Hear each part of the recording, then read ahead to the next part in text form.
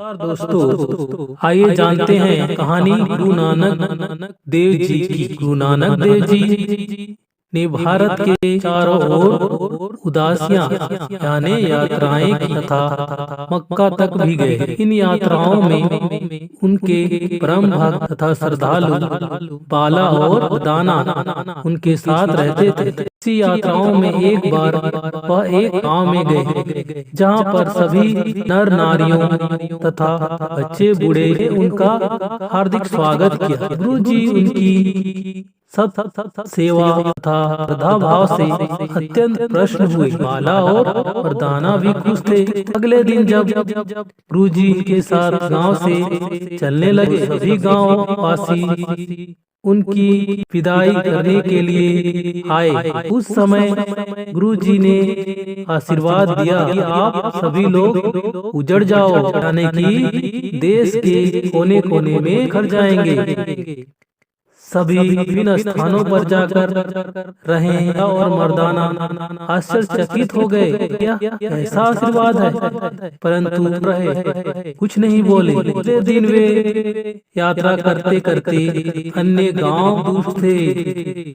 उन्होंने गुरु जी की पहुंच गए। वहां के लोग स्वागत नहीं किया, बल्कि भला बुरा भी कहा। कुछ खाने को दिया और न रहने के लिए स्थान दिया।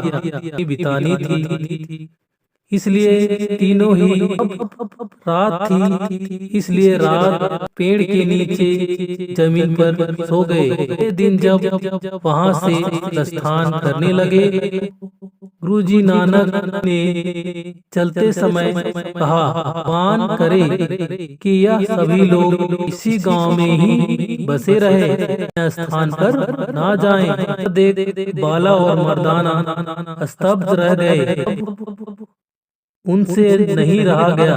उन्होंने गुरु नानक देव जी से आयत के रूप में एक साथ कहा, आप क्या कह रहे हैं? आपने गांव के सज्जन, श्रद्धालु तथा दयावान लोगों को जगह बिखर जाने का आशीर्वाद दिया।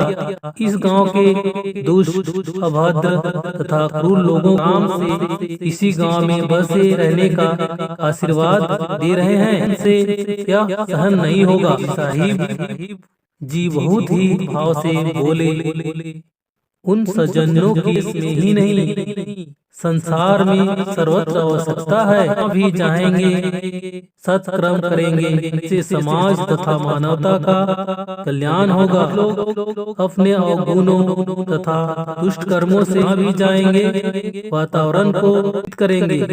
इसलिए इनकी दुर्गंध एक ही स्थान पर सीमित रहे तो अच्छा। मेरे प्यारे शिष्यों, इस रहस्य को समझो।